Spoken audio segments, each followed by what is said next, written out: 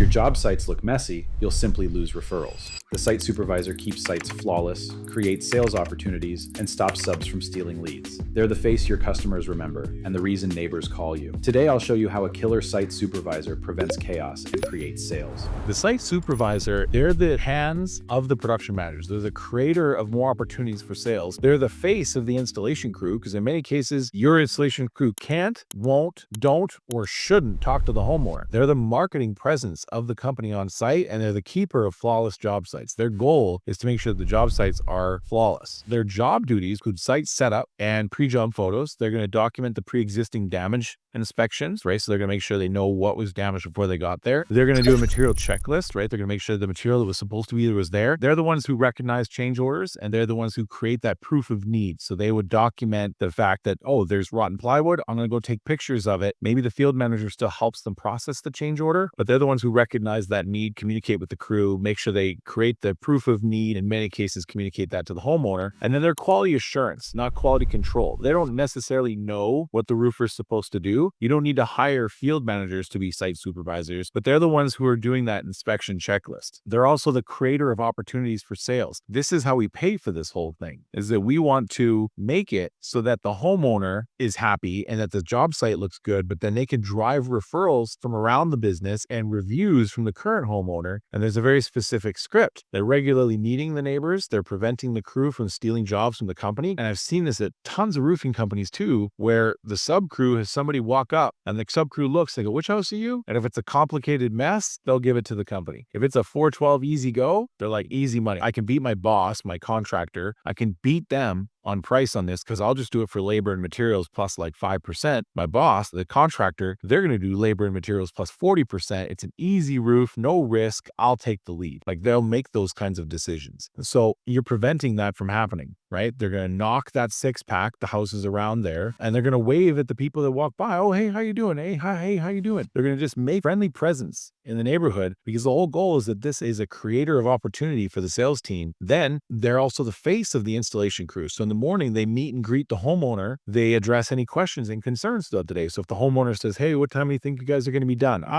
Looking at it, the plan was to be done around 5:30, right? It'd probably be a good idea for you to grab a check on your way home from work. They're the one that keeps the gate closed. We had a gate that was left open and it was to the backyard. And the daughter came in through the fence, the back fence gate, and then came into the back door, and she was like 10. So then they had a big dog. The big dog pushed past and then didn't like all the action. And so the dog ran out the front yard, barked at the roofers on the roof, and then took off. The whole job site shut it down and spent 3 hours chasing this dog to try and go catch this dog. After that, every time, if I saw dog toys or something in the backyard, I would take a picture of the gate, draw a little arrow, and point at the gate and say, keep gate closed during the day. And I would tell homeowners, this is my visual work order. This is make sure the crew sees this because of, and then I would tell the story. And the homeowner would go, oh, I never really would have thought of that. But yeah, if Brutus got away, I'd feel really crappy. This is a great way to earn trust with those dog owner homeowners. They also are the ones that are going to escalate any concerns to the field manager. So if they see safety issues, if they see roof installation issues, if they see any things they're trained to look for, they escalate those concerns to the field manager because you can't expect a 20-year-old kid to know more than a 20-year veteran Spanish roofer. When a change order happens, if they need a couple extra bundles or some extra drip edge or some extra plywood, I want the crew to stay roofing. I want that job done as quickly as possible. I want the foreman up on the roof watching the install. The site supervisor goes out to the field manager's truck, helps them unload the stuff. If there's a compressor breaks, they're the ones who get the compressor off the truck and hook up the new compressor. They're there to support the crew, to make sure the crew,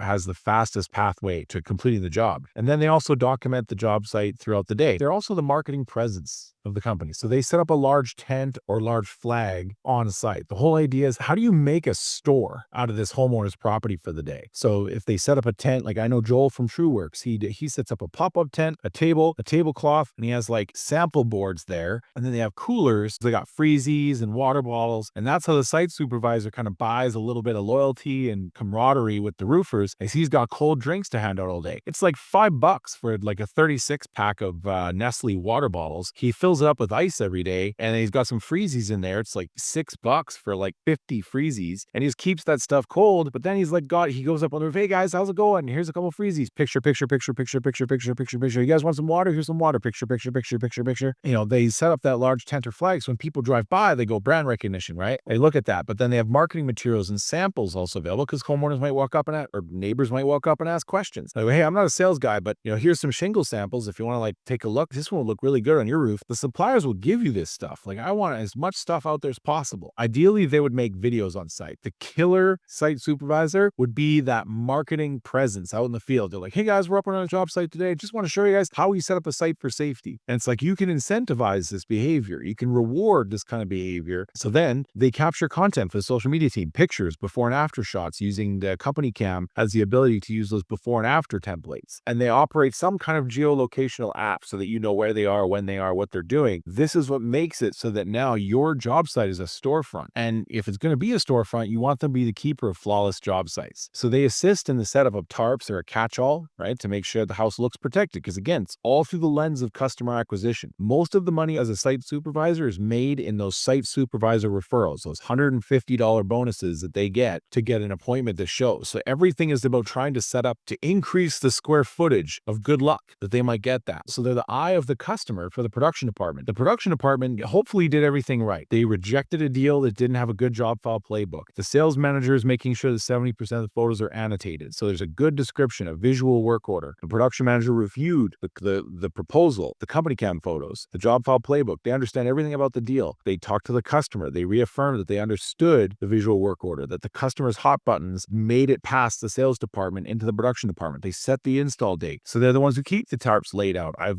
drove up to job sites and seen like the wind blew the tarp up against the front of the house because it looks like shit to the neighbors. And it pissed me off because I'm sitting there trying to convince the neighbors, go to sell the neighbor a roof. And it's like, look how great our job site's being run. Oh yeah, it looks like garbage. I hated that. So they have to routinely tidy up throughout the day. I went to a roofing company in Wisconsin and he went back 3 times to a site to pick glass out of the grass because the subs just tossed 3 glass skylights off the side of the house. They hit the ground, exploded into a million pieces, and there was grass everywhere, and the homeowner kept calling to complain. You think she's ever sending her friends to you? No, like they're never going to get a referral. It doesn't matter how good their Facebook ads are. And so they routinely tidy up throughout the day and they prevent stupid stuff like this from happening. And then they have inspection checklists. Like they're looking for anything that would get a customer.